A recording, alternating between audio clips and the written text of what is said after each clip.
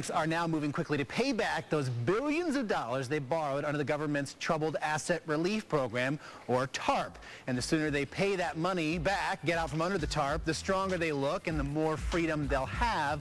What does this all mean for you? Our watchdog on Wall Street, Chris Markowski, is here to break it all down. Good morning, Chris. Good morning. All right, so, let's start here with what does this mean, first of all, that they're paying back the money? How does that affect us directly? Well, it's another I told you someone here for the Daily Buzz, because we discussed this last fall. The biggest fear that I had in regards to this whole TARP was the fact that it was going to be perpetual. It was never going to end. Not like a carton of milk that expires. They're giving the money back, but this money is not going back to the Treasury. It's not going to our deficit. It's not going to our Social Security fund that is way, out of whack right now. Basically, the politicians are going to keep it there like a slush fund to use for other types of bailouts that they want down the road. And I'm saying, where's this authorized? Where is this legal? But they're doing it anyway. Yeah, and they're just going to, you see more and more things in the pipeline, in addition to the car companies that are talking about bailing out. I saw an article about bailing out minority-owned television stations. Yeah, newspapers. Newspapers. These questions that we had in the beginning. Bring back ColecoVision. I want that. Right. We should bail out Coleco. Where does the bailout end? I mean, at what point do you draw the line and say some businesses fail, some succeed?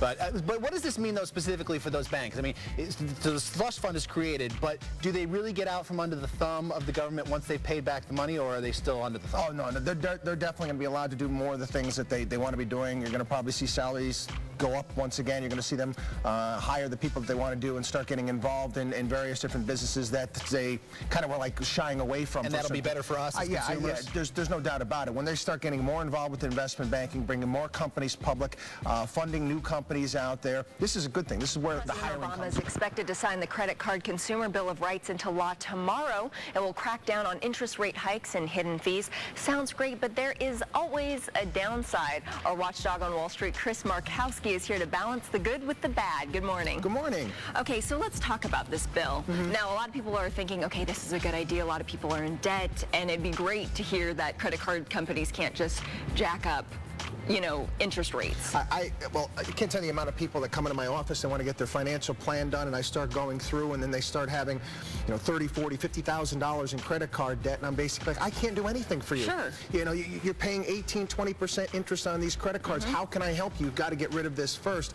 So many people get themselves into a hole that they can't get themselves out of it because they keep digging and keep digging. This is going to be a little bit of a help, but once again, you buy things you can't afford, you're going to be in trouble. Yeah, people living outside of their means. Yes. And let's talk about college students, because President Obama talked a lot about this, because a lot of students are leaving school and they have thousands of dollars worth of credit card debt. Why do students find themselves in this predicament? Well, it's not just students. I see it in adults that want to keep up with the Joneses. The same thing holds true in colleges. My guy down the hall's got a nice stereo and he's got all these DVDs. I've got to have it too. These credit card companies are handing these things out like a drug, and the kids sign up for them. And I think it really is a bad thing. It gets kids in a hole. We need to educate kids in regards to the power of compounding interest, how it can help you if you're saving, and how it can work against you. Yeah, and so the new rules would mean that someone that is under 21 has to have a certain amount of credit, or their parents have to co-sign, correct, for them to be issued a credit card. Well, you got to think about it for a second. These banks are giving kids that are in school, most of which don't have jobs, free money. Why are they doing that? They say, well, mommy and daddy, if they default, are going to end up taking care of it, because they're going to say, oh, I don't want my kids to get bad credit. It's all, logic in their minds. So, I agree with the fact that you need to pull back. 21, I don't know. 18 at least, though. Okay.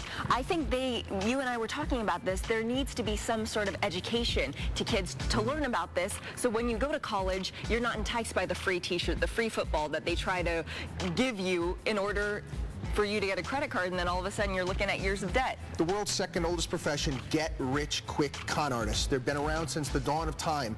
And unfortunately, we send our kids to schools, whether it be public, whether it be private. We fail to teach them about mortgages. We fail to teach them about interest, about saving money, about checking accounts. And these are life skills. These are things that are necessary to get by in our modern society, and we fail there. Yep, I couldn't agree with you more. And if you have any questions for Chris, he will be in our chat room all morning long. Head to our website, dailybuzznow.com. You can click click on the live chat there.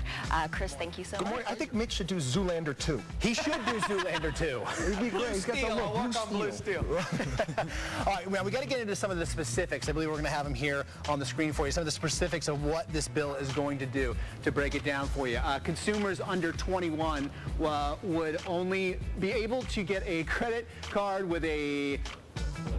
I'm sorry, I'm having trouble reading that. Anyway, there we go. Cosigner proof that they can pay their bills.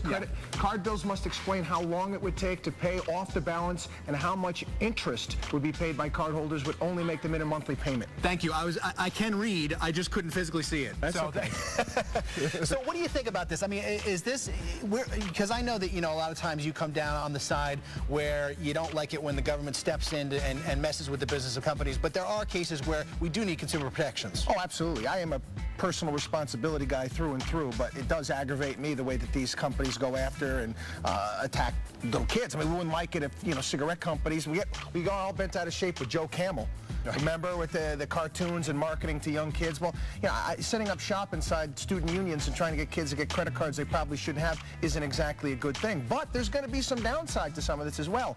Guys like myself that use credit cards I pay for everything on my credit card. It's for accounting purposes. It helps me keep track of everything. Plus, I like the points. Right. There's going to be a time right now where businesses are going to say, okay, you know what? We're going to have a price for cash and a price for credit. There's going to be two different prices for items.